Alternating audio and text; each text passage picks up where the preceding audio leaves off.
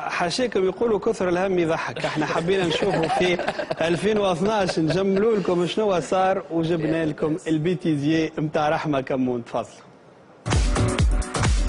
بعد ايامات باش نستقبلوا العام الجديد 2013، اما قبل حبينا نسترجعوا اهم اللحظات اللي عشناهم خلال 2012 وين برشا مسؤولين والله غالب كل مره يجي يقول صح يقول سداف والبنا الكل في التاسيسي وين لقينا واحد يرقي واحد يتثاوب وشفنا اقوى عروض على مرأة ومسمع من 12 مليون تونسي، وبدينا عامنا باعظم تصريح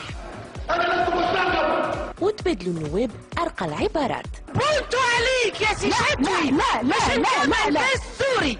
واللي ما يقعدش عاقل سيد المجلس الاول يقول له هاني نبهك هاني قلت لك على فكره انت فوق الفظيع فوق الفظيع. والحقيقه اجواء الحب والاحترام تغذت على الحوارات التلفزيه وبين الوجوه السياسيه.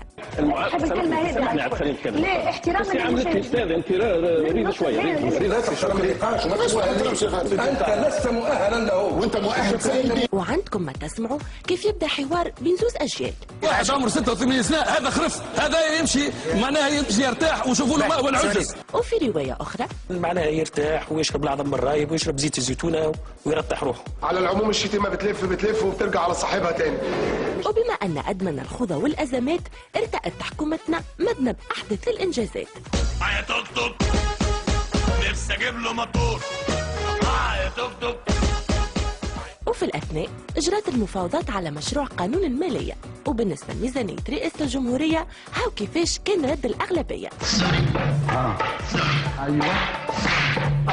وبما أنه زاد الماء والضوء والترانسبور والمحروقات والحليب وإلخ إلخ إلخ. وخلاصة 2012 هي حالتنا متعبة. أما باقي كوراج على خاطر لازمنا نصبر على بعضنا لوقت ويكون العقل من المواطن.